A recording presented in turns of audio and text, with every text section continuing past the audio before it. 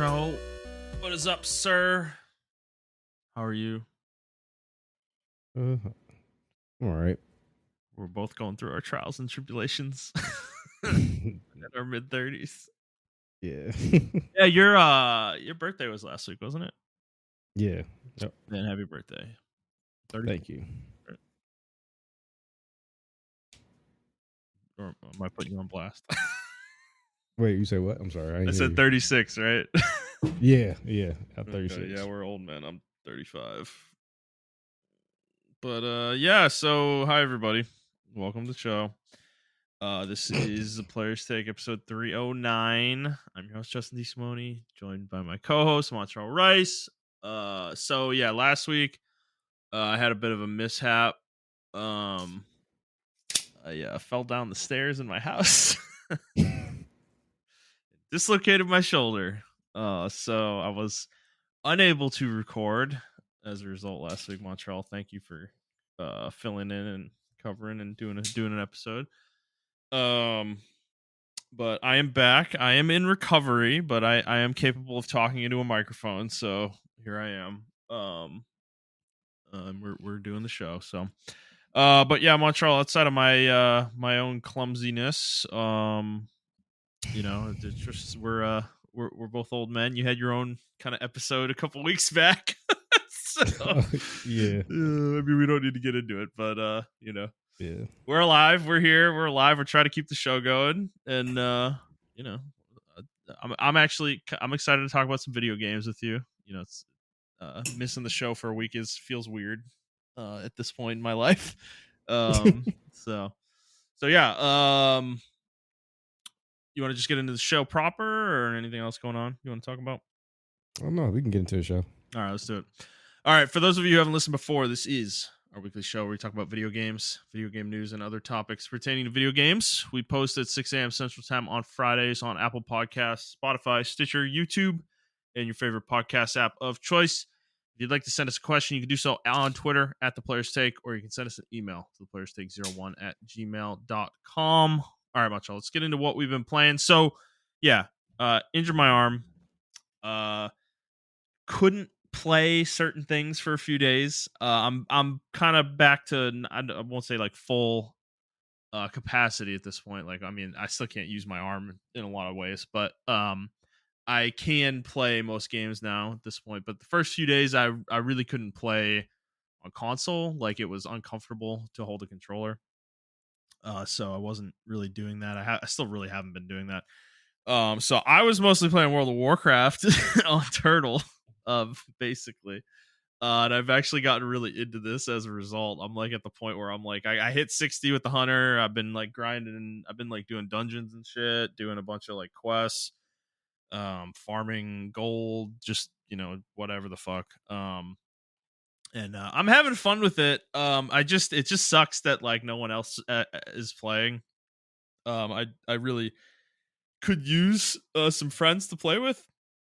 There's a number of things I've been doing that I've been trying to solo on the hunter, and I've been able to do most of them actually. Like, it's hunter's a really strong class in classic in terms of solo ability, so you're able to kind of limit test and do things a lot of other classes can't do at an equal gear level. So I haven't hit like a wall with anything quite yet, but I am getting to that point where I really like could actually use some people to play with. So I'm just like, I'm just pugging most things.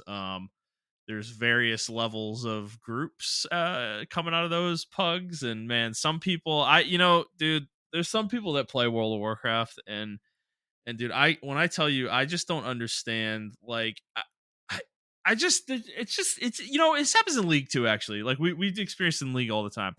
There's just people that play games sometimes, and like, we think of ourselves as above average players of games, probably, for the most part. Like, we're not pros, we're not fucking like the best players in the fucking world or anything like that. But I'd say we're above average for the most part, most games we play. But man, it's just like the base level that some people play games at is I can't even understand. Like, they don't. It feels like they don't even know what the fuck is going on. Like, man, I there's some groups I've done where, dude, it's just like some of these like tanks or the fucking like the DPS that don't even know what their abilities do, or like fucking like people ask them for something and they're like, huh, what? Like, or they don't say anything and they're just like a fucking like they're like a bot, you know? It's like I don't even I don't understand how you're functioning at that level playing these games, man. You know, like there was a group I did earlier today, and we had a hunter come, and you know, this was a group that was like deep into a dungeon. They were just trying to find like they had been failing for hours. It felt like when I joined the dungeon. I get there, and then we had to add another because somebody left, and this hunter joins, and he's coming in the dungeon with somebody who died. And the person who died is like, "Hey, can you turn aspect on?" And they mean aspect of the pack, which you know increases movement speed by 30% for everybody in the group if you're close enough to them. And this hunter just like doesn't even know what they're talking about. Like, hey, he goes, "I don't have that." I'm like, "What do you mean you don't have that? What are you talking about, dude?" I'm like, Maybe he's a new player, man. Like maybe he bro, hasn't. dude, no, dude, he activated it for himself. Okay, like he knows what the fuck the ability is. Like it's just like I'm just I don't know, man. I don't know. I don't like I don't want to be a dick. I'm not trying to be a dick, but it's just I will say WoW is. I'll be the first to admit I didn't play WoW the traditional way. yeah. Um, a lot of concepts. I played WoW like for years, and when I hear y'all talk, a lot of shit goes over my head. And I'm like, I didn't even know you can do that shit. I didn't even know Yeah, that but build you existed. never really played the game, right? Like you've I never did play the even game. you've not I gotten to did play. 60 though. I know, but you haven't gotten to like 60 or anything like that. I did on my very first WoW account. I did, but I never Okay. like did dungeons and stuff. I just did quests. That's all I did. Yeah, All I did okay. was NPC quests. Gotcha. Yeah. Yeah. Yeah. I mean, I it's just never I don't min know. maxed or anything like that. I wasn't like a min max player, Sure, if that sure, makes any sure. sense. Okay, but you knew what your abilities were, right? Like in the character you were playing. Oh yeah, yeah. Like the Relatively character I was speaking, playing, yeah. like that's what I Yeah. mean. I'm not saying like when you go into a dungeon you need to know everything, right? Like because I'm in that phase right now where I'm like relearning all this shit and relearning dungeons and aggro ranges and all this stuff, right? There's a lot of nuance there that you're not gonna know going in if you've never done it before. But it's like just knowing your abilities is like I don't know, it just feels like a base level thing, you know. But the person said aspect, maybe he didn't realize what that meant. Sure, understood. I think the other part of this is like swinging the pendulum on the other side though are the sweaty WoW tryhards, which I'm probably closer to that than I am to the casual side when I play. But I will say, like, man, some people are such dickheads, bro. Like, they are so rude, you know. Like, it's just like they get so mad about the slightest shit, you know.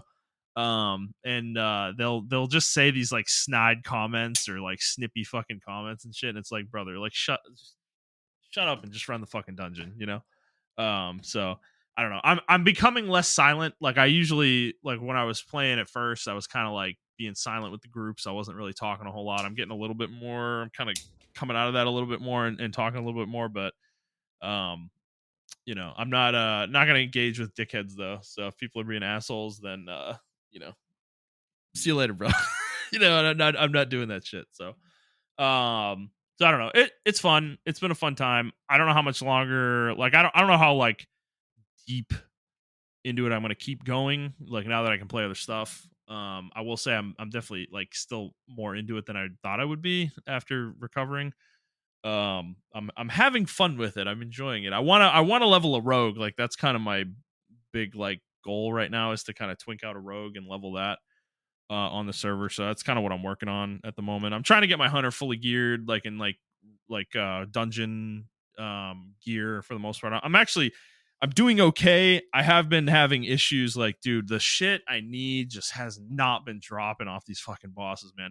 Like I ran Strathholm probably 10 to 15 times in the last week.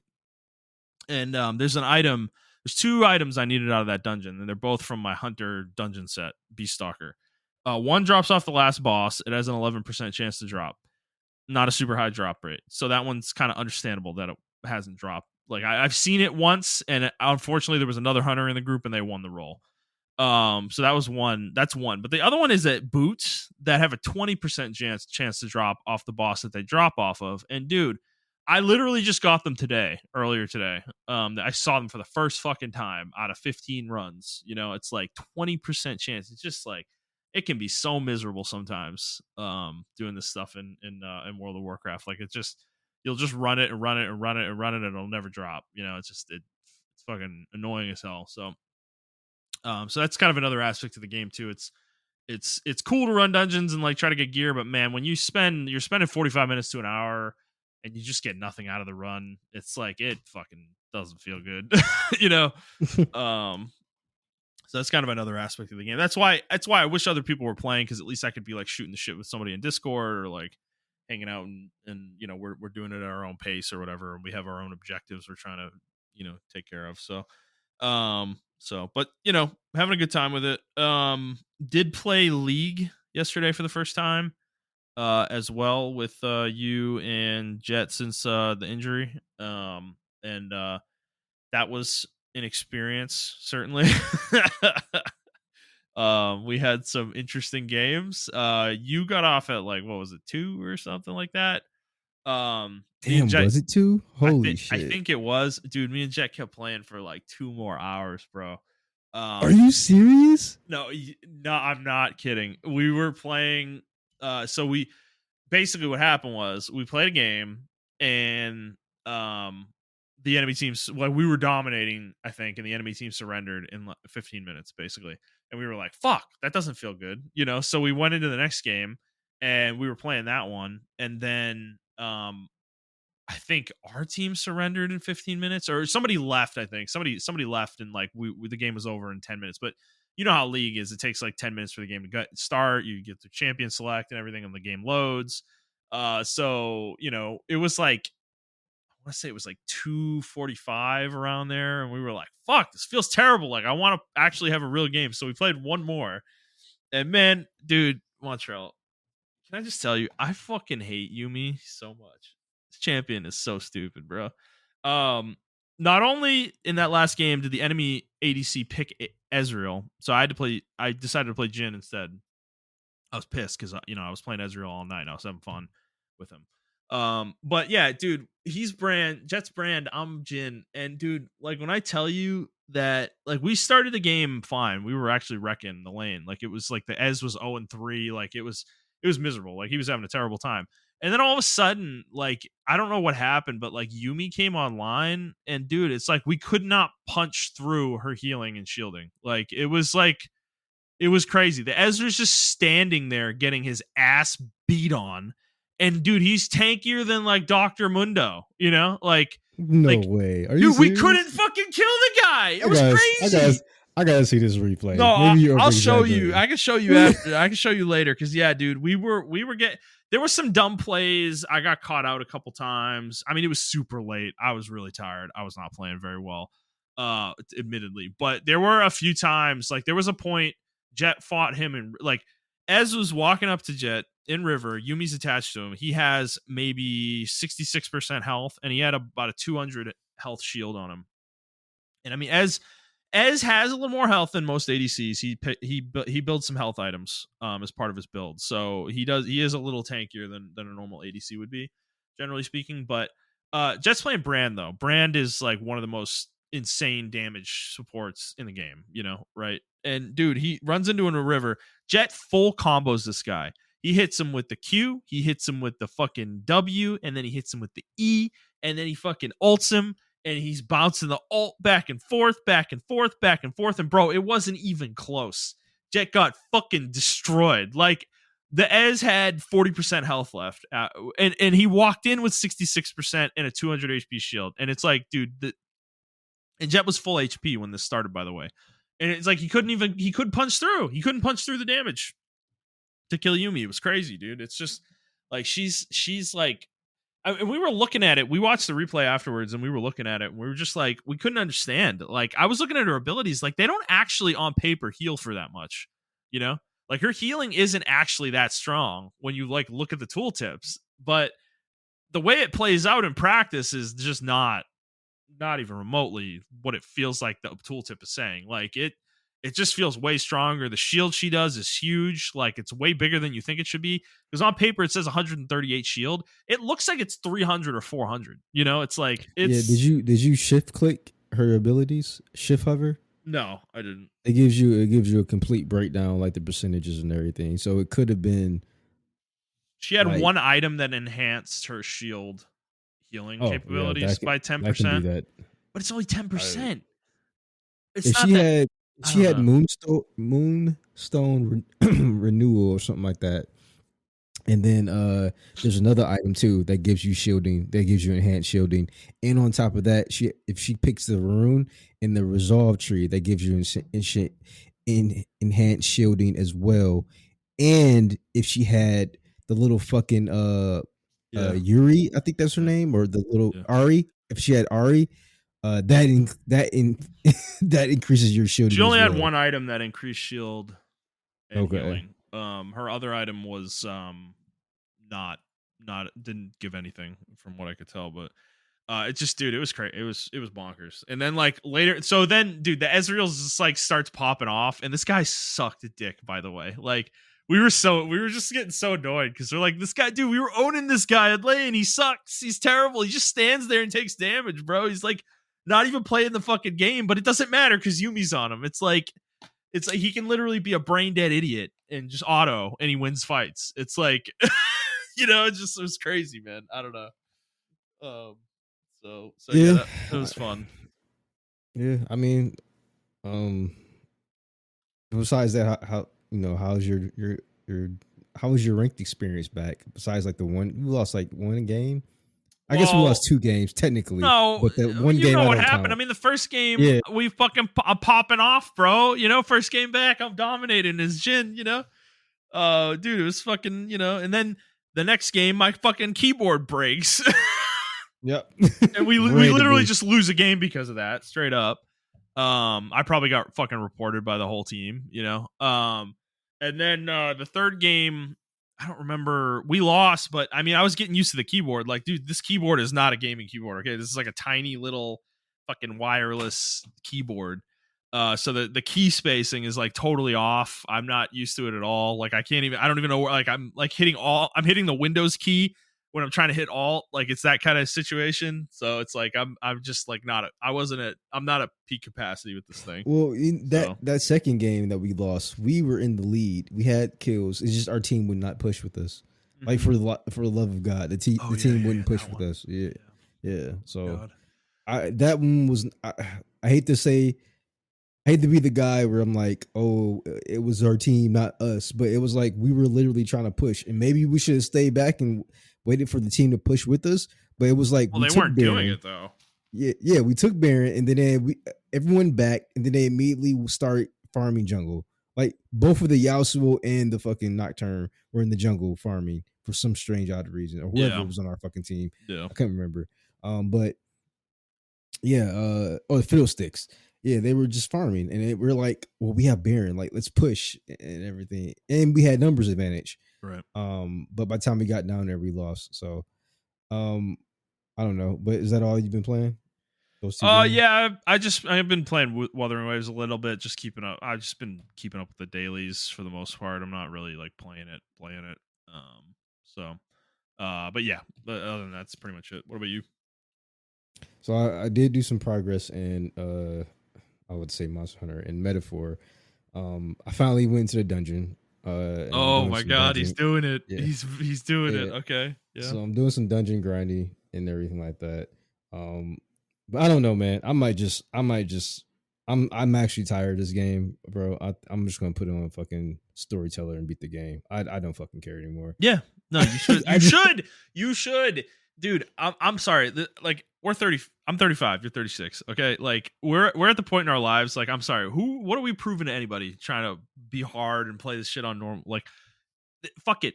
Okay, if what's gonna get you to the end of the game and what you're gonna actually enjoy doing is putting on a storyteller, just put it on a fucking storyteller. Who cares? It's like you're not streaming. You're not. There's no challenge you're trying to meet. It's like, I know we're both really stubborn about this. I know we are. Like, we're very like, we want a yeah, certain level of difficulty from our games.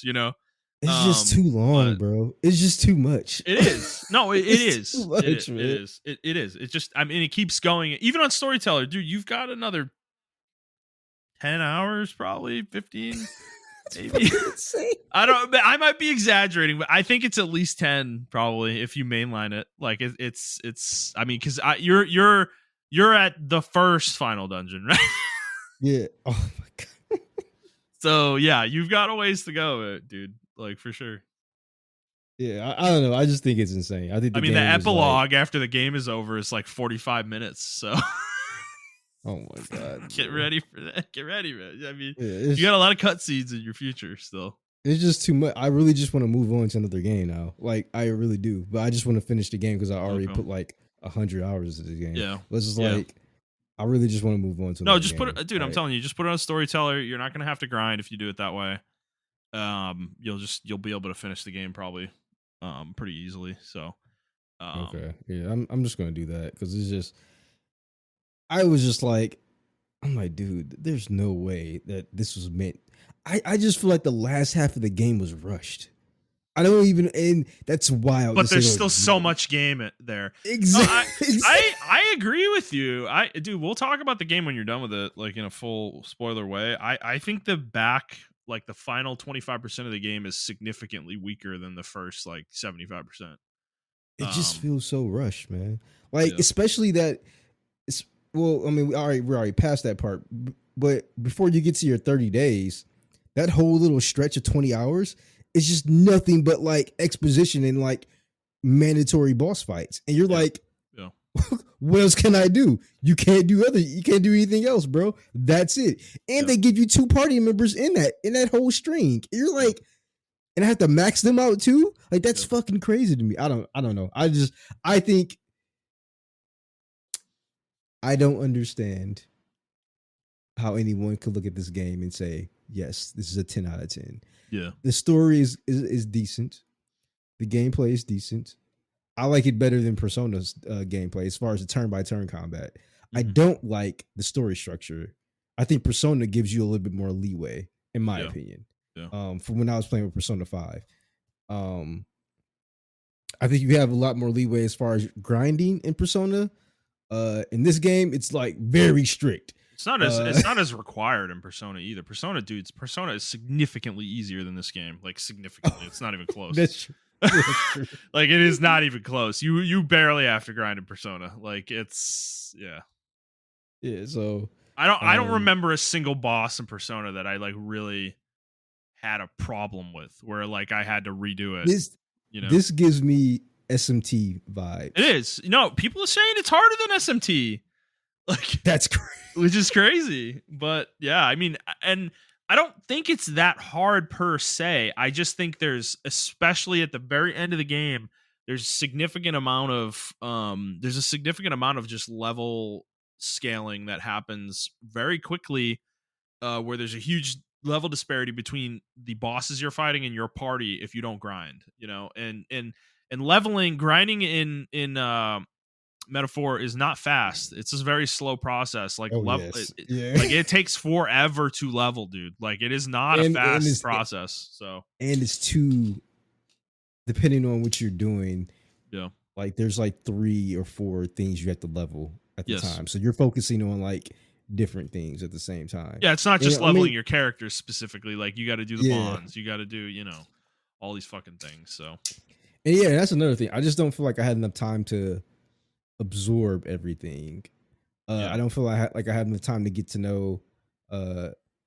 That's pacing, dude. They're shoving a huge amount of exposition in the back half of the game, where like they're making that section of the game so dense and heavy with narrative exposition that you don't have time to absorb the twists and the reveals before the next one's happening, and it's just too much back to back to back to back to back. I don't think it's well structured in that regard. Yeah, that's a good. Yeah, that's perfect. Actually, that's the way you said it. Yeah, I just don't think it's the pacing, and I hate when games do this because this is the same shit that tells. I don't know if it's like a new, like maybe this is the new wave of like Japanese RPGs because Tales did that shit. Like the first half of the game was like, great. True. And then the last half was just like, hey man, here's all this shit. Dude, and did you know? Dude, Final Fantasy 16 also. Yeah, exactly. Yeah, that's a good point. 16 did the same shit, and you're like, bro, where the fuck did this come from? Yeah. Nowhere in the game was this indicated, and you're like, yeah, but now there's an alien in the sky, and yeah, there you go. Bro, what? The planet you thought had a whole civilization on it didn't. You know, oops. Oh, you know, like, okay, absorb that. Oh, well, no, too late. We gotta move on. You're fighting the fucking, you're fighting a god. All right, move on. It's like, yeah, and then the plot twist of the main character. I'm not going to spoil it for not Persona, but fucking oh, Metaphor, yeah. For Metaphor, it's like you have to sit on that, and you're just like everybody's like, well, okay, they were a little bit. We gotta move on. Gotta fight Luis. Yeah, we gotta move on. We gotta move on. Like, move on.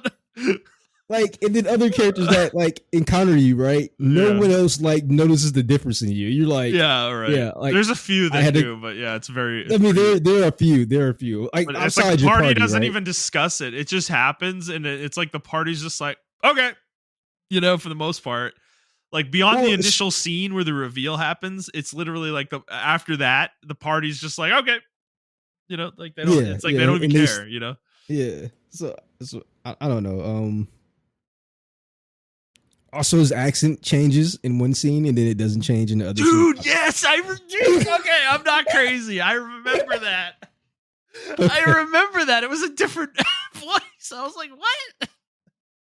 And then he's just back to the normal. He's just back to the normal voice after that. Like from a British accent to like an American accent. Yeah, like it's like they fucked that one up. They like got the audio file wrong. You know, they were like they did this take where he was just using his normal voice. You know, and they just put that one in the game accidentally. You know, it's like so. Okay. I won't spoil anything else for y'all, but it's the story, the ride of Metaphor is a really good ride. I'll say it like this: like if you're going up a roller coaster, you're taking you go down to the first drop, and you do all that stuff, and then you get to the very last like huge hill you have to climb, and then that huge hill you have to climb is like really good, but then the drop is just like a tiny drop. Like it doesn't even, it's like boom, that's it. And they're like, oh, you're off the right. And then you couldn't see it, but there's actually an invisible hill that was way taller than the one you just climbed that you have to climb now.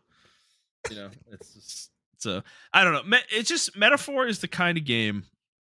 This is the way I think of it. Metaphor is the kind of game that I play once. I'm never playing this game again. Like I liked the game. There's no value in ever replaying it, in my opinion. You know. Yes, I agree with that. Unless I specifically want to re-experience the story, there's not a reason to replay the game. So yes, I agree with that. If you haven't bought Metaphor now and you don't plan on buying it in the future, like or you do plan on buying it in the future, but you're just like, I don't know when to fit into my schedule, I recommend. I guarantee you there's going to be a Metaphor Complete Edition or whatever the fuck, right? Like how they did Persona 5 Royal Edition, right? Metaphor Royal Edition, why not? Yeah. So I think they're going to do I'm pretty sure they're going to do like a Metaphor Royal Edition, and they're going to add story elements and add like 25 more hours of content to it. I recommend doing that because as of right now, I feel like there's shit missing or there's just shit that they just crammed in there that like, I can't wait for the spoiler cast because especially the fucking sisters, it irritates the fuck out of me. That whole when I think about it, and I was explaining the story to my wife. Yeah, that's frustrating. I was explaining the story to my wife, and she's like, "Oh, this sounds like a really cool world." Until you got to that part, and I'm like, "Yes, right." That pisses me off too because why the fuck did she do all that? Because of that. And I was whatever. Anyway, there's a lot to dissect specifically there that we definitely can get into for sure. Yeah. This is going to be a long ass. That's going to be a long. That's going to be a long spoiler cast. I'm looking forward to it though. I mean, I want to talk about the game a lot. So you just gotta just push through it, Montrell. Just push through it. Okay. Yeah, I'm gonna push through it. Yeah, and then I've been playing League of Legends. I went from Silver 3 when Justin stopped playing, all the way to Bronze 3. I mean, clearly. Seeing who is the reason, we're ranking up. Yeah, I mean you're carrying me, okay? Whatever. I was hovering. I will say I was hovering bronze. I was hovering silver 2, Silver 3 for a while. I was about to hit Silver 2, and then I went to Silver 3, and then I went to Silver 4, and I was hovering there for a while. And then I don't know, the game just decided to just fuck me and like, yo, you know what? We're gonna bring you all the way back down, buddy. And I got some of the dumbest. I went on a 10-game losing streak, and I was just like, you know what? I can't play this role anymore. I Yeah. can't do it. Yeah. I low elo supporting. I don't care what anyone says. It just does not work. Like you have to carry the game. You cannot pick Leona, because Right. She doesn't everyone, scale. yeah, she doesn't Well, everybody's scale. a pussy. Everybody's a pussy. Like you'll go Yeah, in and just die because your team doesn't follow up. You know. exactly. So you can't pick Leona. You can't pick any like hard engages, or you can, but you have to be on the enemy team because apparently, like the enemy team, they just get it every time. They just get it. Um, so I was mainly like Lux and Senna. I'm like, I just have to play these champions because that's the only one I can do to carry. And I will ward and everything, and nothing will get done. And I'm just like, all right, I'm going to mid lane and I'm going to ADC. So after I did that, I started winning games again because I dropped all the way down to like bronze 3. Yeah. And then I started winning games again after I tried playing Silas, and he's like D tier right now, and I can see why, because he is absolute butt cheeks. Like, holy fuck. The mages are so fucking strong. It is absolutely ridiculous how strong mages are. Yeah. This patch. Mages and tanks. And I've been playing against tanks mid. Galio, Garen, Mordekaiser, Cho'Gath, Yep. Volibear. Like, I've been playing all these tanks mid, and it's not necessarily they're beating me in lane. It's just when you get out of laning phase, they're unstoppable. You can't do anything. Same thing with the mages. Vlad, right, is like one of the most underrated sleeper picks this patch, in my opinion, because he has the insane too right now. Yeah, Lux is insane, but I can deal with Lux. Yeah. Vlad is insane because Vlad and Swain, because they are battle mages and they get the HP and tenacity of fucking tanks. Yeah. Not necessarily the defense of them, but the tenacity and the HP of tanks. And then they get the fucking damage of mages. It's insane. Swain is fucking insane. Vlad is fucking insane.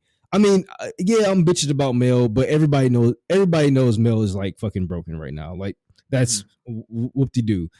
But them two are going under the radar because Mel is taking the spotlight right now. Yeah. But when I go against a Swain and a Vlad, that's where I had to switch up to Vex because I was like, I can't do anything. I'm like, she's like an anti-mage, anti-assassin character, but at least I can be.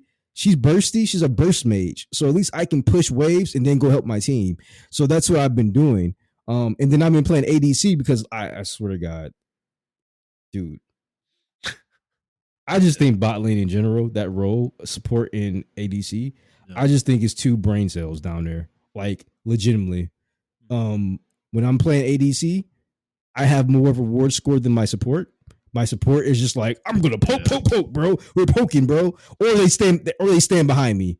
Like either it's one, it's like the pendulum swing is like crazy. I'm gonna be a super aggressive, even if it is to the detriment of us. Like I'm just gonna go into a full minion wave. You're not down there yet because you back. So I'm just gonna go into a full minion wave. Or you're out of mana, but I didn't see that you're out of mana, so I'm still gonna just jump into the wave anyway and try to kill the enemy ADC or support or whatever. Or they just stand behind me the entire time. Yeah, it doesn't matter who it is. And I'm like, if you're gonna stand behind me, at least ward, bro. Can you just? I just need you to ward. That's it. Because I get ganked so many times, and I'm just like, even when I'm like not even pushing the wave, I'm freezing the wave. Oh, that's another thing, dude. I be trying to freeze the wave.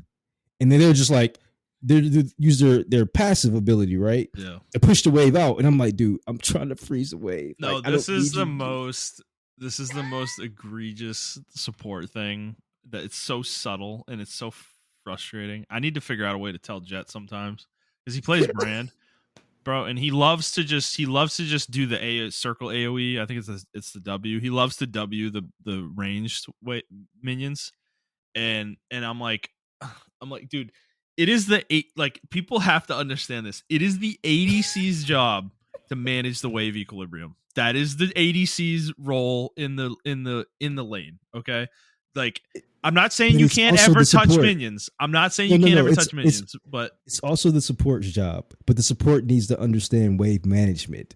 Like that's what we supposed to. That's what because no, like that's what I'm I don't. saying though. If you don't understand wave management, or you don't care about it, or you're not thinking about it as a support, leave it to the ADC. Okay, like, that's like, it's primarily the ADC's job. Like, in a perfect world, like, when we're doing, we get it, right? Like, we both understand how this works. I think our wave management is actually really strong for the most part when we're Yeah, together. yeah.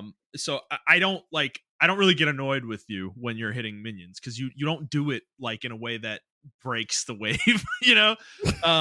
Because the other thing that people do also is, the support thing where you kill the minion at half health. Yeah, um you don't necessarily want to do it the second the minions have health, because you're breaking the wave equilibrium by doing that. you know like, exactly. you're Yeah. you're because it's more autos that your minions aren't having to do. So that means the wave is now, you're changing the equilibrium of the wave when you're doing it too early. So now, I'm not saying you want to hold it until the point where you miss it or anything like that, but it's like, you do need to think about that a little, especially with cannons. Cannons is the big one, because cannons hold Well, waves, dude. Like, cannons are the well, huge thing. the big thing that people don't understand as well is your positioning in the wave. Say like you back, we Yeah. just got done with the team fight or a skirmish, and you win the skirmish, Right. but you're low in health or whatever. I'm still like full health or whatever. I can still Yeah. like stay there or Right. whatever.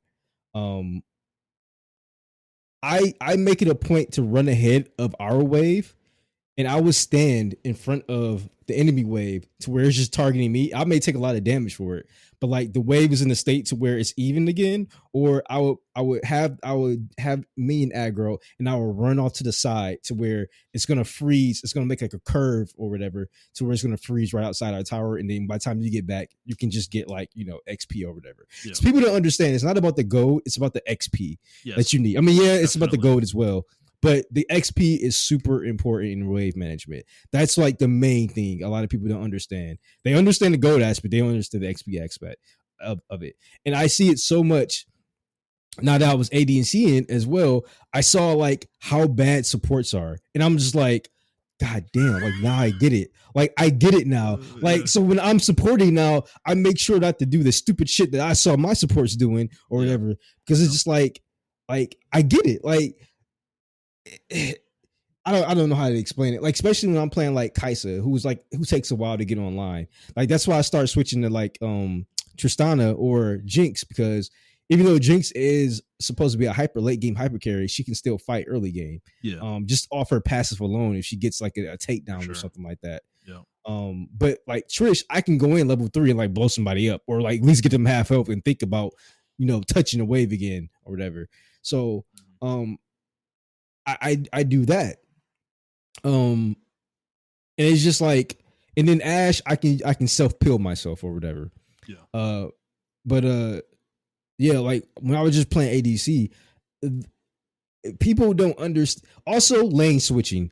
I almost cussed. People, I almost said a slur. Actually, people don't understand lane switching when a tower goes down. I am the ADC. We need to go mid. Mid lane, you need to get your ass over to the side lane. Like, I get it now. You know what I'm saying? Like, I get it. I can't side lane, bro. If I side lane, I'm dead. Nocturne's gonna fucking ult me. Rengar's gonna fucking kill me. Ward's gonna W me and then just run at me at fucking Sonic speed. Right. I can't do it. I need you to side lane because you are a solo champion and you can either A, get out of there, or B, hold your ground until like maybe reinforcements arrive or fight and win a fight. Like exactly. Like, yeah, an ADC like early to mid game just cannot solo side lane very well. And yeah, I hate it when I get in situations where the team doesn't understand that and they get mad at me or something for like trying to go mid or whatever. It's just because it becomes frustrating, because then I have to freeze on a side lane, on the bot side lane under the tier 2 tower, which is significantly harder to do, by the way, than doing it with the normal tier 1. It's a lot harder to do that. And And dude, if you push up at all, you're anywhere close to river and you don't have wards up, like, dude, you're gonna get ganked, like, guaranteed. You're gonna get picked, you're gonna get ganked. It just happens every game. The ADC is a primary target in low elo. Like, people just love to come after you, you know. And I mean, to be fair, like, they should. Most of the time, like, ADCs aren't capable of fighting 1v1 against, you know, junglers or top laners or even mid laners a lot of the time. And this I think that's fair and balanced. The problem I have is the other team, your teammates don't understand that. Yeah. Well, they don't care. They don't care about you. They're the main character, Montrell. Yeah, like, and I think I think, and this is where I get irritated with League, because they don't teach their players how to play the game.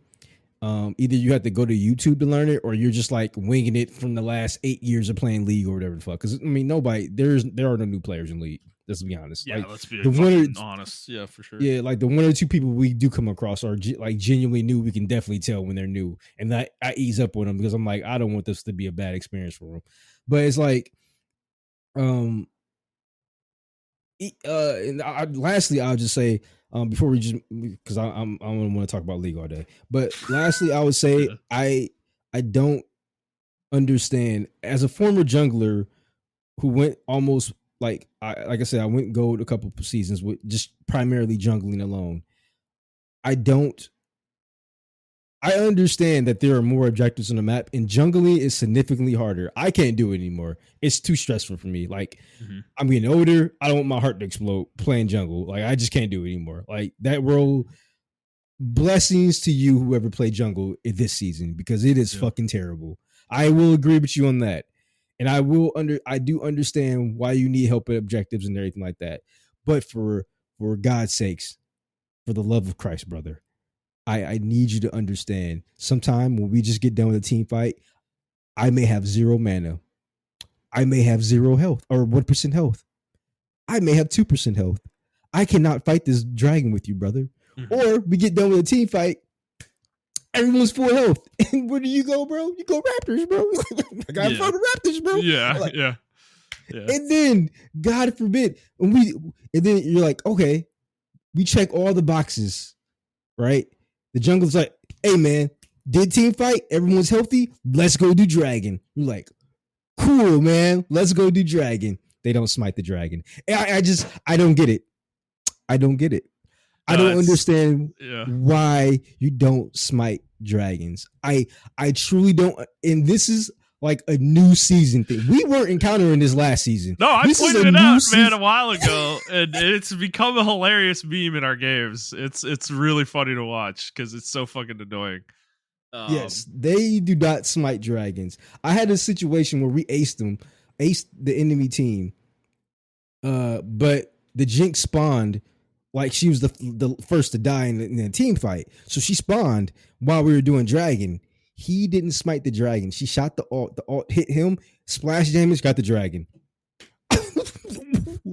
Smite the dragon, bro. I know you think everything's cool. Smite the dragon. I just need you motherfuckers to smite. Use the D or the F key, whatever it is on. I mean, dude, the ability exists for no other reason, okay? I don't care if your YouTube video told you to smite your red buff, you know, or fucking Gromp or whatever to increase your clear speed. I don't give a fuck, okay? The point of the ability, the purpose that Riot put it in the game for was to take objectives, period, the end. That's it. If you can't do that, you're doing it wrong. You are doing it wrong, okay? Using it in other circumstances is fucking fine as long as you're doing that. As long as you're doing that, okay? That's it. Ran over. That's it. That's all I gotta say. No, that's it. It's as simple as that. It's so bad, y'all. I am thinking about just making a YouTube video, and because I have clips of people who just don't smite, because it's an epidemic. I don't know what's going on. Yeah. I just need people to smite, man. That's it. If anything you get from this fucking rant I just did about fucking fuck all the support shit, fuck all the lanes management, wave management shit, fuck all that shit. Bro, smite. You have 3 tiers of smite. You have a 600 smite, you have a 900 smite, and you have a 1200 smite. When the dragon is at 1200, you smite it.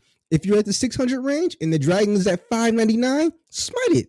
If the fucking Baron is at that range too, smite him. Smite stuff, please. Oh, Not your the other one camps. that gets me with junglers, it's related to smite, is when we're in a fight for dragon or baron or something, Oh and the my god. jungler Okay, I know exactly what you're leaves gonna say. the pit, leaves the pit to go chase kills while we're still fighting the dragon. It has 2,000 HP and jungler fucking leaves. Like, to go chase a fucking support into the enemy jungle, and I literally want to murder myself when this shit happens. Like, I cannot fathom what. Like, I need to go find the YouTube video that is training these people into being morons. You know, like I just there's got to be something out there that these idiots are fucking following. You know, They do it some all guide or the something. fucking I don't know. time. They do it all the time. We are there to suppress to lay down cover fire for you while you're doing the dragon. That is our job. That is why we are helping you take the dragon. That's why I'm holding my abilities. Because if something comes up, I can use my abilities on said person to help you secure dragon. Let us worry about that random support that's running around the corner. Let us worry about that. Yeah. You focus on your job is to take the objective. And I just need you to do your job. Because the objectives are more important than ever now. And I just need you to do it. I just need you to do it. Okay? Like, rant over. And fuck whoever designed mail. Fuck them. Yep. Yeah. Agreed. All right. Rant over. Is that all you're playing, Montrell? Yes. All right. Let's move on. We got some news, not a lot, but we did have a state of play yesterday from PlayStation. So let's just jump right into it. We'll get into overall thoughts at the end. I don't think we're gonna go through every game, but I'll stop me if I skip a game you want to talk about. Okay. I will say, after watching the first 8 minutes of this, I was like, man, this is a Montrell fucking state of play, bro. Like, what's going on here? So the first game was Monster Hunter Wilds. Got some more gameplay of this. They showed a shitload of monsters. They announced Mizitsune is going to be the first, like, added monster after the game comes out. And they're going to be supporting this game long term, probably for at least, I would imagine, at least a year, probably 2. Oh, the beta is out today, by the way, if you want to play that today. Okay. I don't. I don't care. The game's coming out in 2 weeks. It's fine. I can wait. Okay. But I will say the monsters they showed, we got our wish has been granted. I think the monster variety is significant. Is looking like in this one. I will say one more thing. This game got me way more hyped because they're not. I saw a lot more fighting off the mount. Yes. And I saw fighting on the mount, and I was like, oh, okay. Maybe I was just playing the game wrong because the game kind of the beginning of the game really emphasizes mounts, but maybe that's not the perfect way to play. If that makes any sense. Yeah, or like the optimal all the time way to play. Yeah. So, but yeah, a lot of monsters. There's a lot of weapon moves. Weapons are looking sick. The monsters are looking sick, dude. There's like these fucking, I don't even know, dude. There's a lot of, I saw some spiders in there that got me excited. Like I don't feel like we've seen spiders since like Generations, really. True. We haven't seen them since Generations. So that was exciting. Mizitsune is a big one. I think actually that's huge. So I think this game is looking good. I'm excited about it.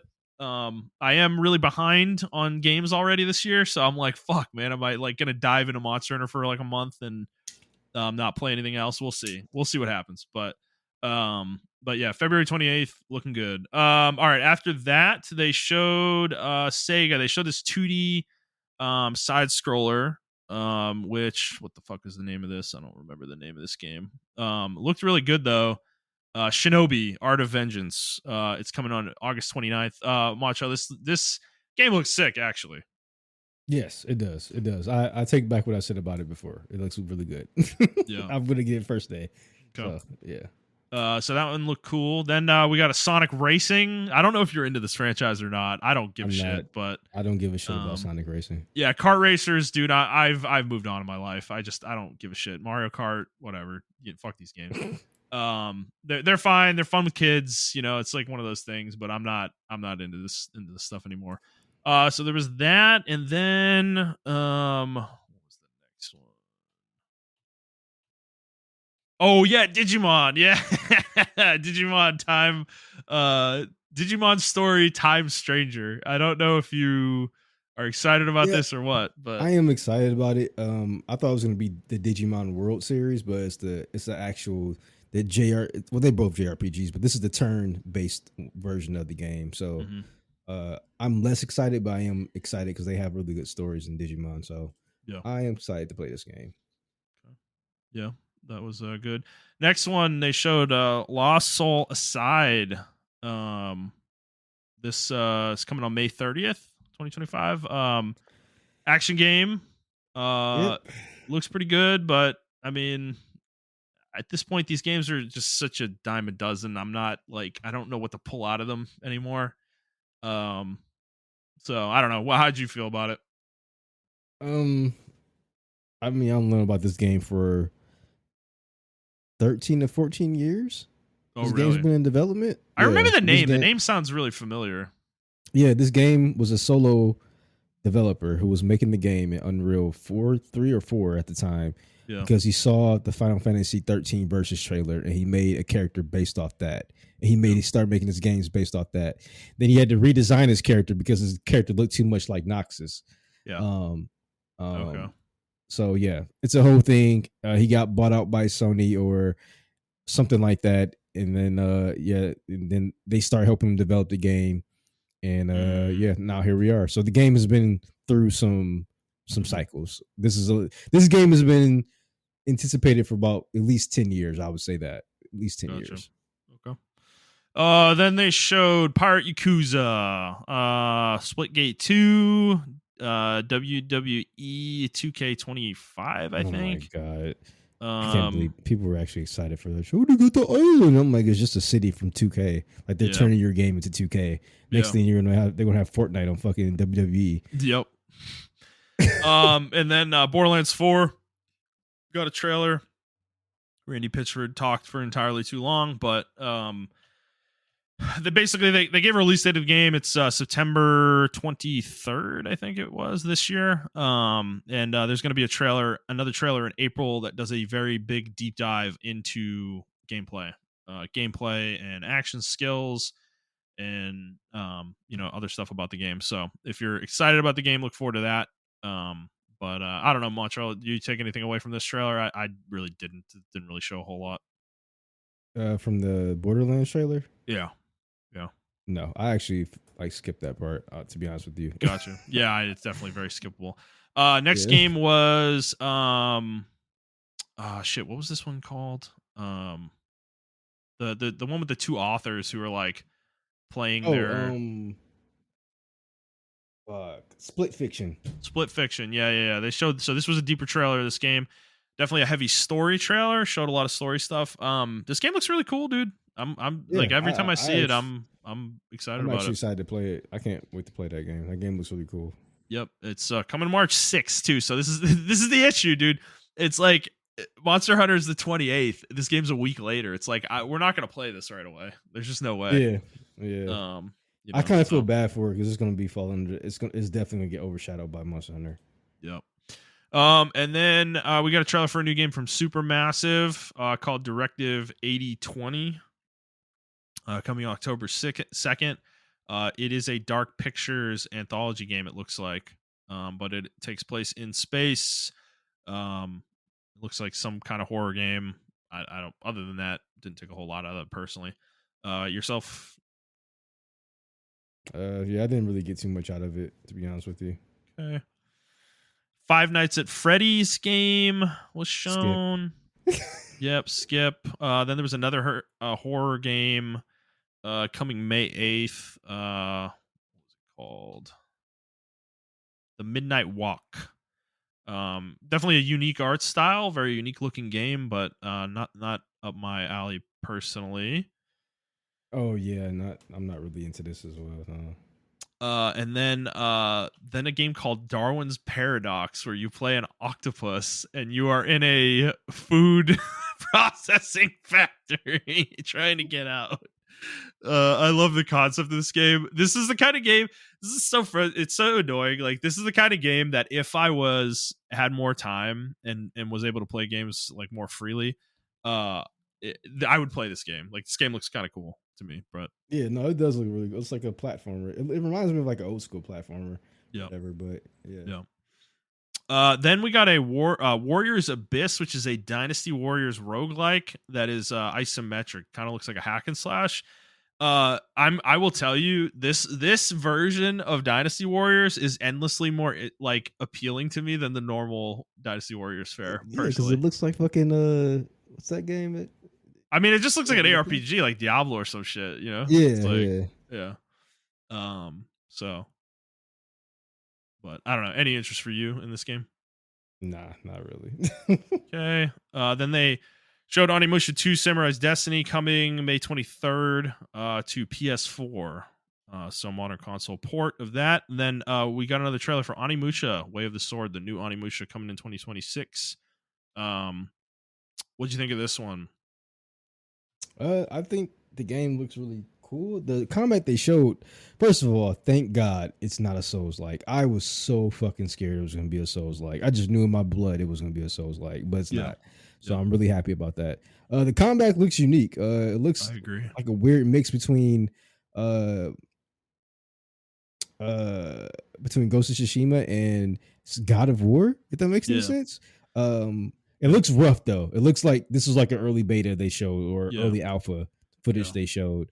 I think they just wanted to get the idea out there of the combat. So I appreciate that. So I Yeah. can't wait to see more of the game. Mm-hmm. Yeah, I think it looks cool.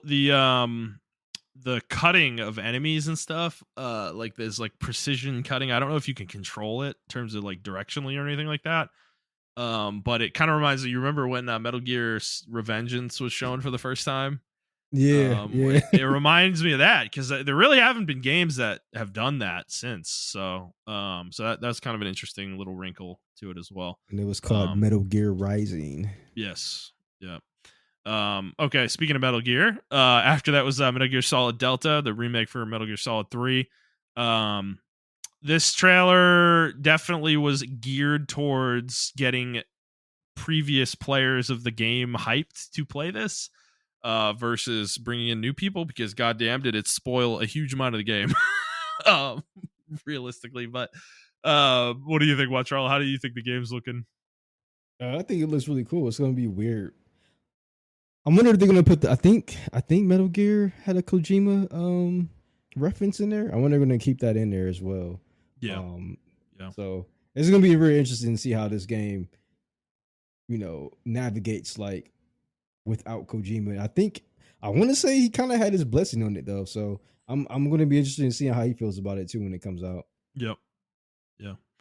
Yeah, I agree. I don't know if I'm going to play it right away. Metal Gear Solid 3 is my least favorite of the franchise, personally, but still definitely excited that we're getting a remake like this for it though. Next game was Hell Is Us. We've seen this game previously, but got a little bit more on it, and a release date September 4th, 2025. I don't have much to say on this one. This kind of just looks like whatever to me personally. Okay. Wait, which one was that? I'm sorry. Hell Is Us. Oh yeah, I don't think I want to talk about that game either. I think that game's kind of that's the Souls like game. Yes, with the dude Yeah, wearing like jeans or whatever. yeah, Yeah, yeah. yeah. Speaking of Souls like though, Liza P is getting a DLC, Liza P Overture, and I still haven't played this game, so I have to play this game. me either. And I bought it over the holidays, intending to play it at some point. And yeah, dude, looking at this trailer, this game looks sick, actually. No, it does look. It looks uniquely different from like all the other Souls likes out there. So yeah, I definitely want to give it a shot. agreed. So that is coming this year, as well. I'm not sure. I think they gave a release date on it. Did they just say summer? Yeah, summer 2025 on that one.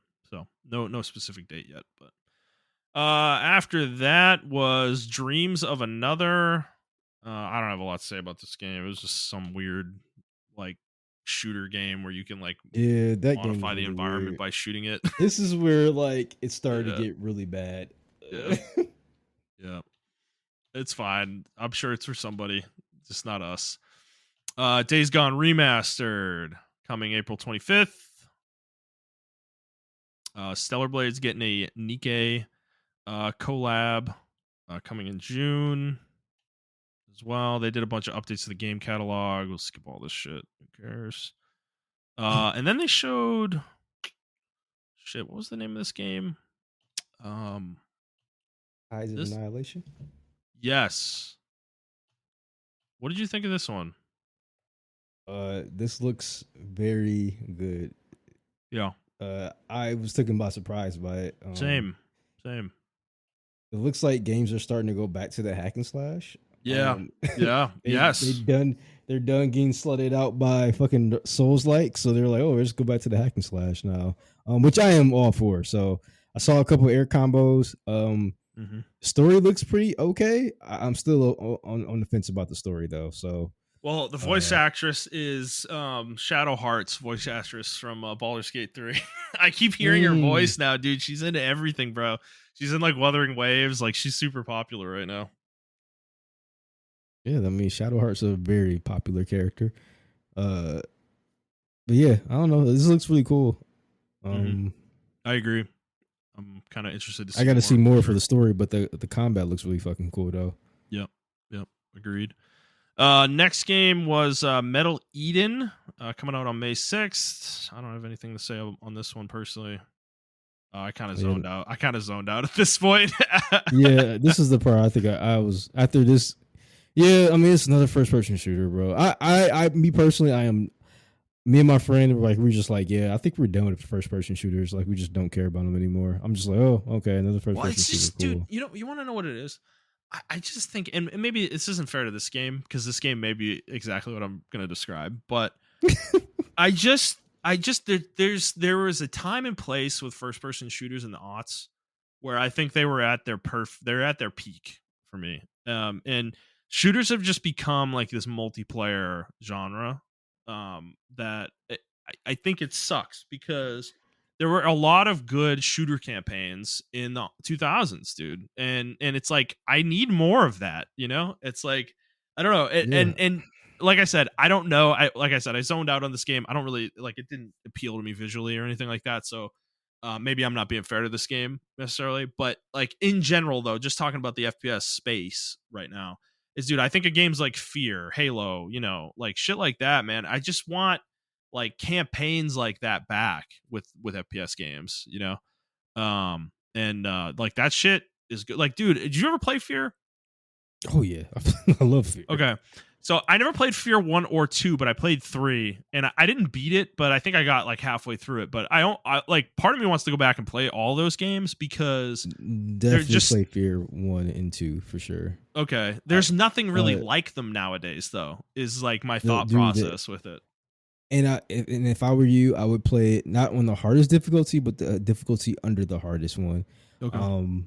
The best part about Fear, not only is it like a horror game, but like not like a horror game like jump scare. It does have a few jump scares, so be prepared for that. Yeah. But it's a tactical shooter, isn't it? Yeah, the AI in the game. Yeah. It's not like really a tactical shooter, but the AI in the game, they're super fucking smart.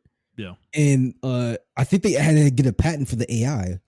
For that game because like no one else replicated the AI in that game. Like it's crazy how good that AI is because they can come at you from multiple angles and you can come at them from multiple angles and they will like use tactics to actually corner you. It's crazy. So yeah, you're right. I mean, like, yeah, we got games like Doom who's carrying that, and then like even Wolfenstein. I'm playing Wolfenstein 2 actually. I forgot to mention that. I'm playing Wolfenstein 2 because for some reason I just had an undying urge to kill Nazis. So I just been playing. I've been playing Wolfenstein. Okay. Yeah, that game's like really cool too, like the campaign. Yeah. I actually do want to go back and play. I already played Doom 16. I want to play Doom 2, so I can get prepared for Doom, whatever the fuck this one is that's coming out. I mean, because those are campaign shooters as well, but Doom Dark Ages. I mean, yeah, Doom and Dark Ages. The Dark Age. Of the Dark Age, I'm sorry. But yeah, I do want more like, I don't know, just good campaign shooters, man. Like, yeah, and I guess I'm like in line. My brain right now is thinking more modern military type shooters because I was thinking of like Spec Ops: The Line also, which I've also never played actually. So I'm like, I need to play these games. Like I'm just like I'm kind of getting almost like a hankering for them because it's just Well, like they're not I around anymore. You can't play anything like those games, you know? I I I agree. Like I want games like I want the tactical shooter games um that you are the commanding squad. We don't get that anymore. Like, Star Wars Rogue Squadron, or not Rogue Squadron, but Star Wars Commandos, Mm. Rainbow Six before they just went free to fucking play. Yeah. Even like Ghost Recon before it did that weird thing it has. And like people are like, oh well, Montrell, actually the new Ghost Recon had an update and you can have a squad now. Yeah, it's secondary and the squad controls fucking suck. So it's like they added it at the last minute and it's not Yeah. intuitive to the game design. Yeah. Yeah. So I do miss those games, man. Like, and we just like got rid of them for some reason. Yeah. Agreed. All right. Next game shown was something called Mind's Eye. It's coming in summer 2025. My brain labeled it as like a third person cyberpunk looking game. Is Yeah, kind of what I said GTA X Cyberpunk. yeah. Yeah. It's a third person game though too. So I'm sorry. I do have to mention, bro. When I yeah. saw this game, I just said, I hope to God they didn't spend exorbitant. It looks expensive. It does. It definitely does. It definitely does. Like, it looks so expensive. I'm It like, oh definitely my does. God. But dude, it's like it. I mean, I hope they're not banking on this game. It it's definitely risky. did not. It yeah. It's very It risky. looks it looks cool, but you're gonna have to, what they've shown was not hype material at all. I agree. I think good. they got too in the weeds here. Like I don't like. Yeah, I almost didn't take a whole lot out of the trailer. It's just like, I they didn't show enough of the game. You know. Yeah. It was a Yeah. lot of showing cutscene style stuff. And it's And not then even the clear. gameplay they Like, did show, is it an open world game? You know, I assume it it looks is. like it's But it looks like it's an open world game, but then the gameplay that they did show, it was just like generic shooter, man. yeah, Like right. you The shoot main a couple character things. is yeah. He's just the design is whatever, dude. Very generic. Yeah, I don't know. They didn't. I thought they were gonna like show cool abilities. Maybe he's like hacking into the mainframe with his hand or something like that, or something. He just shot cars and blew up stuff with the cars he shot, and I was just like, It's very Michael Bay. oh yeah. I was like, oh no, this game looks expensive. It looks like a studio shutdown type game. Expensive. Please don't do this. Mortals of again. Avium esque. Yeah, exactly. Yeah. Yeah. So we'll see. We'll see on that one. All right, and then the last thing they showed this was the big reveal for Sony at least. Housemarque's next game. It's called Saros. It's coming in 2026. It looks like it's going to be another roguelike, similar to Returnal, but different character, different setting, different plot, narrative for the game. Okay, did that guy look like a fucking his armor? Didn't it look like a Helldiver's armor? I mean, I'm pretty sure you're not familiar with the Helldiver's armor, but it was like yellow and black. Yeah, I was like, is this Helldivers? Yeah, is this a Helldivers spinoff? They called him an enforcer after the trailer when they were talking about it. So it'd be kind of. I mean, it would be cool, but I don't think Sony would never do that. Like they don't own Helldivers technically, so it's not their IP. I don't think they would ever do that kind of collaboration, frankly. But yeah, I don't know. It looks like another expensive game. Hopefully it does well. Yeah. I mean, Returnal was well received. Returnal was really good. So I still want to play it. I never actually played it. I heard the gameplay was fucking fire, dude. So, bro, the gameplay, when you play the game, you're gonna get upset. Yeah, it's gonna remind you. You're gonna be like, "This is what Mega Man should be." Like every time I play that game, I'm like, this is what 3D Mega Man should be. Like here, this is what it is. Yeah, it's so good, dude. It's a really good game. Yeah. So I mean, certainly interested in this for sure, but 2026, not a surprise there necessarily. So yeah, that was it. That was the whole state of play. So what'd you think overall, Montrell?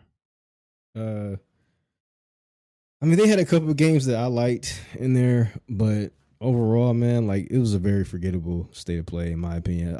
This Yeah. could all these games shown could have been shown in their own separate like entities. I don't think we need a state of play for this. Yes, exactly my thought. Because I continue to come back to this with state of play is that this just felt like a marketing obligation. You know, all Yeah, these companies have some kind of marketing agreement with Sony that their games are going to get marketed, and they threw them all into a state of play. Like that's just that's what it feels like when we get these. And that's my vibe for the most part. And that ultimately doesn't lead to cool reveals really necessarily. Like Saros is cool and everything, but let's be real, Housemarque is not one of the big hitters for Sony's first party. It's they have their place, they fill a niche for Sony, but like it's not like Santa Monica announcing their next game, or Naughty Dog, or fucking, even Sucker Punch, or Insomniac or yeah, something like that. It's like they're not in that tier. So this isn't like the Game Awards where fucking Intergalactic got revealed. So yeah, I mean, to me it's just it's whatever. It's a marketing thing. There are some cool games shown for sure, but I don't this is like, frankly, Sony really needs to learn a little bit more from Microsoft when it comes to putting these kind of events together, which is hilarious to say. But are they going to do that? No, because they don't have to. It doesn't matter. yeah, I agree. I mean, unfortunately, this is the downside of like no competition. So this is the Yeah. downside of the free market and shit like that.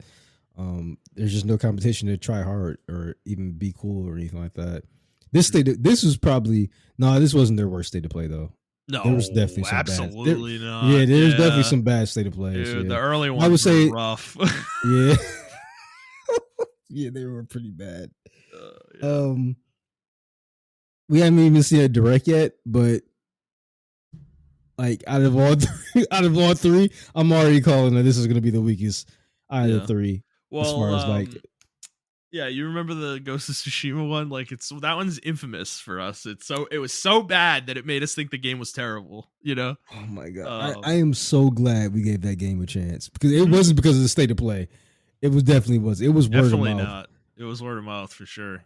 Yeah. So Yeah, that game, man. Yeah, I don't know. They need to work on their shit, dude. Because yeah, that's actually a good point. See, that could be the same thing for what's the other game we just mentioned?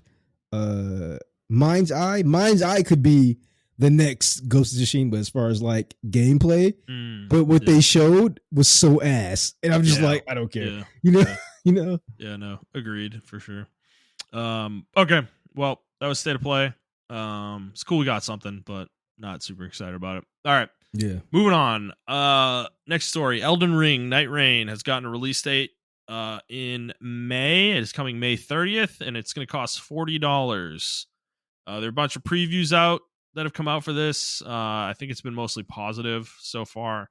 But Montrell, are you excited about this? Do you think you're going to try it at all? Um, I'm still up in the air about it. To be honest with you, I saw a gameplay of it. And I saw the description of it. It's this guy who plays a lot of Dark Souls stuff and everything. His name's Pineapple. Mm-hmm. And he described the game. It is definitely like a rogue. It's a rogue Fortnite style, or not Fortnite, but like battle royale style game. But there is no other team on the map. Yeah. There is you it's just your team versus the map. You do drop in, like you fly on a bird, and you drop into the map. What the fuck? Yeah. What the fuck? Okay. Yes. Right. But the crazy part about it is they pick the location. You don't control the bird where you drop at. Oh, okay. Just, All right, that's cool. No, that's cool because yeah. then it becomes like a challenge thing. Yeah. Okay. So as you fight the bosses, there are 3 days. It's a 3-day cycle. And each day the ring shrinks even more. Yeah. And then you fight the final boss on the 3rd day, or whatever the case may be. And then and then you do it all over again. So it's like a rogue. And you get like loot game. or whatever at the Well, end. there is no permanent. I don't think there's any permanent loot. Like, Okay. Interesting. yeah. So the classes you pick, they're just like permanent Static. classes. Yeah, static classes. You can't customize your character or anything. You can level Really? up, and then you can get like little passives and stuff like that. Like you Yeah. can choose between little passives and stuff, but it's not like you're building like it's not like you have a full build. Like Mm. I'm building my, because like the classes are like something like the Duchess or the Guardian or whatever. Like, oh, I built my Guardian this way. This is a really cool way to build a Guardian. It's not like that. It's like these are just like small power ups or passives or whatever the case may Like be. 5% attack or something. Stuff Yeah, like that. Yeah. or you can get Okay. like you can choose between a passive or like upgrading your weapon or something like that to do more damage or whatever the fuck. Yeah. Yeah. So it's definitely not. Hmm. I'm interested to see what people think of it. I don't think the Dark Souls community is going to love this game, or the Elden Ring community is going to love this game at Yeah. all. Yeah. Because it's very strict. And the Yeah. last game that was very strict and straightforward, what it was trying to do was Sekiro, and we already know how people feel about that game. They don't even bring that game up as far as like the top from software games. Yeah. So Interesting. So, do you think it's going to sell poorly? I don't think it's going to sell poorly at all. No, it's going to sell Yeah, like you think just hotcakes. based on the name, it's going to be crazy? Yeah. Like, Yeah, based off the and name, then it's and still then going to be people are going to be crazy. pissed when they find out what it actually is, or realize what it Exactly. actually is. Yeah. Yeah, exactly. Okay. Unless they open it up more as far as what you can do with the actual static builds that you get, Yeah. I don't think people are going to take kindly to this game as far as like Putting the um Elden Ring name on it. yeah, putting the Elden Ring / Dark Souls thing, because like those games are all about like customizing your character, or as far building your character and overcoming your odds with your built character that you've built. This is nothing like that. This is essentially a mini Sekiro, in my Hmm. opinion. Sounds kind of As weird, far as actually. It's interesting. yes, as far as the way the game is structured, not the parrying and all the other shit like that, but as far as the game structured, this is like a mini like Sekiro type game where it's three of you. You drop in and you fight for 3 days, and then you fight the final boss, and then that's it. Mm-hmm. Hmm. Okay. Interesting. All right. Well, we'll see. It's coming on May 30th, so we'll know soon enough. 3.5 months. All right. So this isn't really a story so much as a follow up to something you talked about last week. Mhm. I didn't listen to the full episode, but I did like skim through it to see what you talked about. Oh brother, And you hate my voice. It's okay, man. the EA, the EA thing with Dragon Age, the Veilguard, and Andrew Wilson's comments about the game would have done better if it had live service aspects to it. So I just like I don't know. I just wanted to talk about this because am I crazy in thinking like I'm like of two minds with this? Because on one hand, my brain, my instinct wants to say, Andrew Wilson, are you a fucking moron? How could you possibly think the game's going to do better with live service elements? Like, how's that the lesson you're taking out of the failure of this game, especially given what happened with Anthem and everything like that? But then on the other hand, I do think about like he's thinking about this from a more the business perspective. And I will say just to like clarify too, Andrew Wilson, I actually think he has been a very good CEO for EA overall. Like of EA's history, I think he is one of the better ones, frankly. Mm-hmm. I think he actually does understand games to a degree. Like he's not just a suit. Like I think he actually does understand players and games and stuff like that. He isn't completely oblivious to shit. But so take that and just understand where my comments are coming from. Where he's coming at this from more of a business perspective, though, here, thinking that with the more live service elements, that would have had a more of an appeal, a wider appeal, where they would have sold more copies. It might not have been better for the game, and it might not have been better for Dragon Age as a franchise, but it may have been better from a sales perspective for EA if they had gone that route. And but part of me actually doesn't disagree with them, at the same time. Like it's a little frustrating.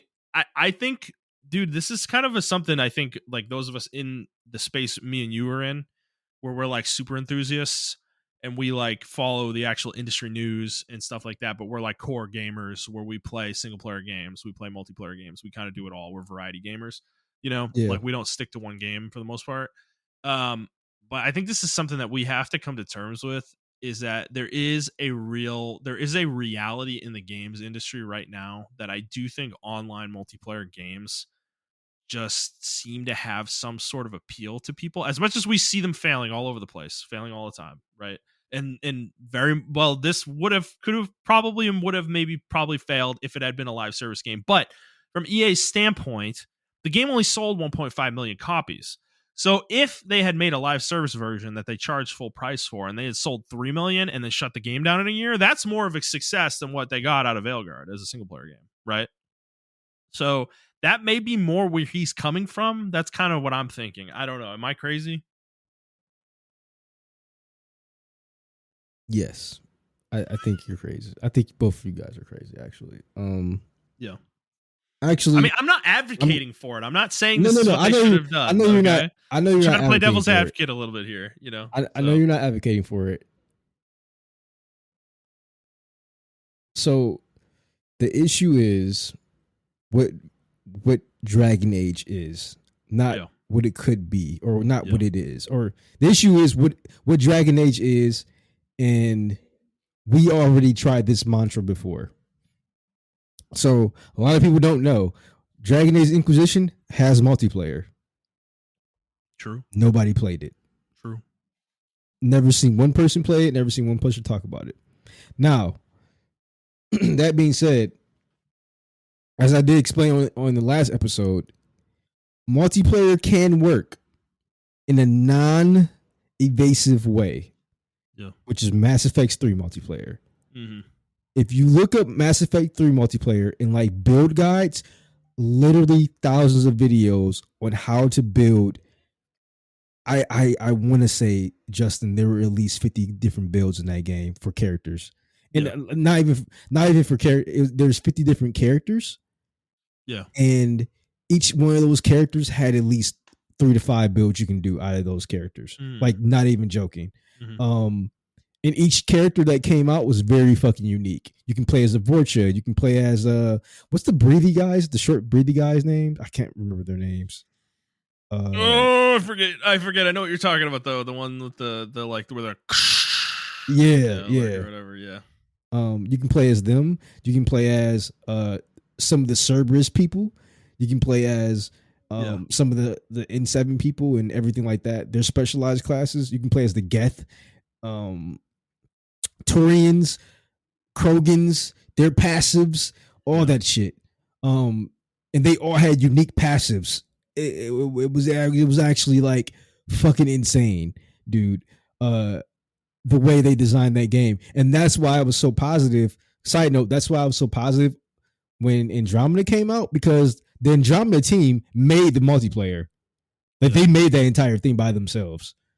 So in that aspect, that's why I say I can work. But I'm being realistic with myself. EA would never do that because they try to do the same thing in Andromeda as well, the same kind of multiplayer, but it was just ass. Like it didn't have that roguelike horde mode style to it anymore. It was just like DJ said in the chat, it was more so Call of Duty like. It was more so Call of Duty horde like, and I just didn't like that at all. Yeah. So so with Dragon Age, I think everyone is getting the balls wrong as far the balls in the wrong court on every front. Once again, it's not that it was a multiplayer, that it was a single player game, and it's not that it was a DEI initiative. It's not even that DEI or I'm sorry, anti woke YouTubers ruined the game. It was literally the way the game was written. It's not a there are certain elements of the game that are written well, but then there are certain elements of the game that are written poor as fuck. And then your overall design of some of the characters of the game. Like I said, I'm not a gooner. I don't really care about, women having the biggest asses or titties in a fucking video game. I don't fucking care about that. But the way they intentionally designed some of their characters was very off putting. Like it was just like, I'm like, Yeah. all right, this is like intentional, dude. Like, come on. So from that aspect as well. So you got all these elements that no one's really talking about. And if you want to cut out the physical, like how the characters look, right? The writing was still pretty not up to par. It wasn't up to par to Baldur's Gate or anything of that nature. There was a lot of like self grandstanding, like, Mom, I'm non-binary. And I'm like, I understand the story of where you're trying to go with it, but like maybe not use a modern term for a game that's in a medieval fantasy that's in a totally different world from ours. You know what I'm saying? Like, use a Yeah. different term, make up a term or whatever. I'm a fucking dragon or whatever. I don't know. I don't fucking know. Like, just make up something. And they didn't do that, and it really brings you out the world. So, Yeah. like, while I like the story and I like Tarsh as a character, like those clips really hurt the game because of the way the game is written. It was cringe. Like, I'm even playing the game. I like the game. I'm like, this shit is kind of cringe, bro. And then like because I really like what Jet said. Like, there's ways to teach people stuff without being preachy or Yeah. whatever the case may be. Yeah. And that's the way the game, like I said, it was one instance where two characters are arguing about, oh, this character packs too much stuff when we want to go out camping. He packs too much stuff, and then the character's like, oh, I need all this stuff, and then your character's like, hey, well, why don't you do this? And then why don't you do that? And that way you guys can come together and we can all be happy together. And then it's like the little fucking CB or NBC star, the more you know, doom, doom, doom, doom. Like that flew over the screen for me. I'm like, bro, what is this? Like, is this a PBS special? Like, Yeah. dude. So Yeah. I think everyone's getting it wrong and no one just wants to address, like, it's your fucking writers. Like, I don't know why people are scared to address this shit, but it's actually like that's what's mind boggling me. So I don't even think, like, from the multiplayer angle, I think he's dead wrong because there's no way to multiplayer unless you do an MMO, a Dragon Age, which would probably be cool. Yeah. Um, Yeah. there's no other way to live service this game, in my opinion. Even like from the Genshin Impact standpoint of, like, you swap characters, you unlock characters, you do this and do that, I still think that's stupid in the in the world of Dragon Age. I just think it's stupid. So that's why I just fundamentally disagree. I don't fundamentally disagree with, like, live service will work because I know it does work in certain instances.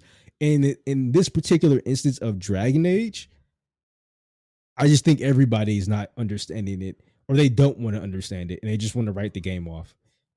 I think from the reviewers being disingenuous about the game, giving them 10, Yeah. from like the anti woke people, like, trashing the game to where, like, you're not even talking about, like, the good aspects of the game, to even this take to where, you know, Andrew Wilson's like, well, if it was live service, we would have all been, rolling money. And it's like, that's none of that's what it is. It's just games as a whole need better writers, or EA or BioWare just needs better writers. And Yeah. I think that's the main point of contingency as far as, like, when it comes to Mass Effects 5 or 4, rather, I'm sorry, or 5 if you want to count Andromeda as 4. When it comes to Mass Effect, a lot of people are just worried. I will say this. I think Mass Effect and Dragon Age will sell extremely well if they just had a simple CRPG combat. And I know we don't want that, but I'm just saying a simple CRPG combat like Baldur's Gate, or that's not a CRPG, that's like D&D, but whatever. Like Baldur's Gate, but they just have phenomenal writing. Let's be honest with ourselves. No one was buying Baldur's Gate for the combat. Like, I'm sorry, y'all. The combat's good as far as, like, if you love D&D, because it's 5th edition D&D. But, like, a lot of casual people weren't playing it for that. A lot of casual people were playing it for all the insane shit you can do in that game, all the dialogue and all the witty characters and the way they were just, like, you just got immersed in the world. You know what I'm saying? Yeah. And you can Yeah. avoid combat altogether in that game sometime. So it's just like that's what people loved about the game. That's what people love about Couture, because Couture has terrible combat. I'll be the first to tell you that shit. Yeah. That game's combat's terrible, but people love Couture because of the characters, and that's why it sold well. And I think everybody's just missing the mark. As far as, and even Anthem would have sold better if it just had content. Like both me and you were like, this game is actually phenomenal. Like the way the world is written, Yeah. the way the characters interact with each other, the classes interact. We saw the vision. They just didn't have the content. So Yeah. Yeah. I I just think everybody's missing the mark. That's my opinion, though. I'm sorry, I didn't mean to go on a long rant like that. No, you're good. You're good. I mean, I just wanted to have the devil's advocate conversation, I guess. I mean, like, does Andrew Wilson's comments kind of prove though that EA does not really know what to do with BioWare at this point? Like, I don't I think, think BioWare knows what to do with BioWare at this yeah, point. yeah, yeah. No, I think that's fair. Is it just like, are we just marching towards the inevitable story though? In 5 or 6 years after Mass Effect 5 comes out and flops, that BioWare is going to close? Like, is that where we're heading? Do I you To do be you, honest do you with you, I would just rather them just rip the band-aid off, man. Just get I rid of it. agree. I think EA's trying to be tactical about it though. I think they're trying to let them do something, let them succeed, and they're continuing to fail. And they're going to give them one more shot, I think, with Mass Effect. And if it fails again, I think it's over. I think they'll actually Yeah, close Bioware, and that's the end. You know. I think they should sell the IPs as well, because they're never going to do anything else with these Yeah, IPs. I agree. I totally agree with you. If the intent is to not touch these for 20 years, or it's not even on Andrew Wilson's radar to do something with Mass Effect or Dragon Age, absolutely sell the IPs. It would be an absolute travesty for Mass Effect to be stuck with EA forever. You know, with no, it would be an expensive deal though. I think Mass Effect getting control of the IP and then the publishing rights for the first few games, that would be a very expensive purchase. I think like I would wager hundreds of millions of dollars probably. Yeah, Um I'm actually so surprised that if I was Phil Spencer, that's I think that's one thing I would have tried to get back. I would have tried to talk to EA and negotiate, like, hey, I will buy BioWare. I'll take them off your hands that's and let them possible. come back. That is possible actually at the end of it if they do close them. Maybe. I don't think that's going to happen. I mean, I think Xbox is completely. Microsoft was not interested in buying studios, but when people were acquiring studios, I think that's one thing they should have did. They should have tried to talk to Right, but I mean, we're BioWare. talking like 5 or 6 years in the future. I mean, they're whatever their strategy is now could change. Also, I think this would be a unique situation that would pique the interest of anybody. You know, being able to get your hands on Mass Effect and Dragon Age as IPs is something that I think a lot of companies would be very interested in doing. I mean, um, it's a very strong IP to have in your stable, especially if you can actually make games successfully with it. It's just, who would you trust though? Like, would you trust Microsoft to make a Mass Effect game with one of their teams? I don't really think so. I mean, who do you give it to? Obsidian, maybe? I guess like they could maybe do it. I mean, Um, you can give it to Obsidian, but I don't think their gameplay would be up to snuff to what we want it agreed, to be. agreed. Um, I don't know. I mean, maybe you do a collab. Like maybe you do give it to Obsidian, but then have Ninja Theory do the fucking gameplay for it. You know what I'm saying? Or like id do the Or gameplay or and it do yeah, the gameplay or something like that for it. Obsidian focuses on story, world building, Yeah, level exactly. design. I mean, Yeah, I think what I think Platinum Games. I think companies need to realize their strengths and their weaknesses. Um, I think Platinum Games is trying to do that now. They saw the yeah, success with Metal Gear Rising or Metal Gear Revengeance. They didn't write that game. All they did was, I mean, they did the story elements, and they had like they had an outline that they can follow. Like Kojima's team and Konami did the outlining in the story. Like, this is what we want. You know, this is how we're trying to go for it. And then Platinum put it in their style, and then it yeah, worked. yeah. And I feel like they're doing the same thing with like Ninja Gaiden 4, right? Like Koi and uh is doing that. And they're like, hey, we got Ninja Gaiden, this is what we want, this is what we do. we know you guys make good action games. Team Ninja's here. We're probably working on something else, so we can't put all our guys on it. But we really want another Ninja Theory or Ninja Team or Ninja Gaiden game. Yeah. But we can't put everybody on it because we're working on like other projects. So hey, you do this, we write this, and you do this part. And I think BioWare needs to realize that. Yeah. I think what should have happened in the ideal world for BioWare is they have the core Mass Effect team that made 1 through 3. Instead of letting all of them go, you have them do the writing and post or pre-production stuff. So they do all the world building. They write all the you keep that part of the staff, right? If you want to get rid of some other people or let them go, understandable, but you keep that part of the staff. Mm-hmm. And then you keep the designers, like the gameplay designers of like Andromeda and Inquisition, and you like put them together because I think a lot of people enjoyed the combat in Inquisition and they enjoyed the combat in Andromeda. I mean, everybody always says that. They're like, man, Andromeda's combat, whew, fire. Story and world, ass. You know, so if you combine them two, you just take the strengths of both your A and your B team and you put them together, then you create a really good team. I think that's what happened with Anthem.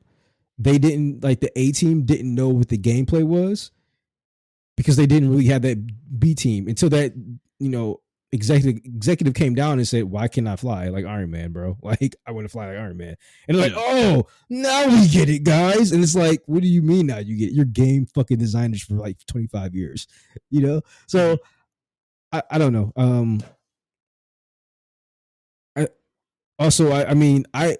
I do think Andrew Wilson, he's an okay CEO. I do think he understands how to talk to both sides. In my opinion, but just because it's EA, it's unfortunately a lot of people doesn't buy the bullshit that he spills. On the video game side, at least. So I don't know. That's my take though. That's what I think. Okay. All right, fair enough. I mean, we'll keep our eye on BioWare. I mean, they're going to be silent for quite a while. I don't think Mass Effect 5 is coming out any fucking time soon. Like if we get it before 2030, I would be surprised probably.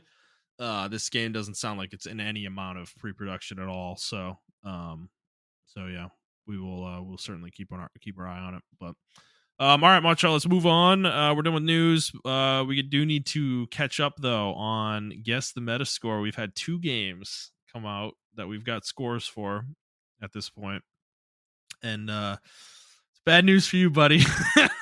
Kingdom Come Deliverance 2. Yeah, you did. What did I choose? I thought this game was getting high. Let's go through them. Kingdom Come Deliverance 2. I guess an 8.8. You guess 8.9. And by God, it's sitting at 88 on Metacritic right now. Are you fucking kidding me? Oh yeah, right on the dot, baby. Let's go. So it's 88 on PC, 86 on Xbox, 88 on PS5. So I got it on all. God. I got it on all 3 technically. And then so hey man, no, we were in the right ballpark, right? I mean, what are you gonna do? It literally could be like it so easily could the pendulum could swing the other way where it's 89. It's 1 point, you know. It's like it's so, you know, hey man. No, so we were in the right spot. We both had the right headspace, I think, on this game. For sure. Avowed though, unfortunately, you whiffed on this one. Unfortunately. So you said 7 for Avowed. I said 7.8, and it is currently sitting at an 80 on Metacritic. Really? Okay. 79 on PC. I'm 80 happy on Xbox. I'm actually happy to be wrong about that. I want to give this game a shot. So yeah. I'm so happy I'm wrong about that game. Yeah. To be honest with you. Yeah. So yeah, no, I agree. You know, I fucking like, dude. I still have an Xbox, and I'm really thinking of what the fuck I'm doing with it at this point. Which is so sad to think about. I remember going and buying the thing, and I was like really excited about it, like a few years ago, and I was just like, but I still have the 6 months of Game Pass that I'm sitting on, and I'm like, I need to like use it soon because I think it's gonna expire at some point in the next couple of years. So I need to use it, and it's like Avowed actually might be a good game for me to just jump in and try with them potentially. So I don't know. that's a possibility for sure. But yeah, 80 for Avowed seems like people relatively positive on it. It's not like an incredible game by any stretch of the imagination, but it seems like it's very solid fare coming out of Obsidian for people. So, but yeah. And then we've got Monster Hunter Wilds. This game's not Hey out man, yet. people are saying But this game reminds them of Oblivion. I yeah, think I might be sold. yeah. I love Hey, Oblivion. hey, man, that's very high praise for certain types of people, So, so yeah. But okay. Well, that's all we got today, Montrell. Is there anything else you'd like to talk about before we head out? No, not really. Okay. Let's get the hell out of here then. If you like the show, please like the show, review the show, subscribe to the show, whatever feed you're listening to it on. And please subscribe to the show on YouTube as well. That would help us out a lot. If you'd like to interact with the show on Twitter, so I don't know how you feel about this, but I think I'm going to stop giving out the individual Twitter handles because you're not on Twitter anymore, really, and I don't use it really to interact with people very much. So we're just going to focus on the show going forward. So if you'd like to interact with us on Twitter, you can do so at the Players Take. Send us questions there. We'll read them on the That's a show. good idea.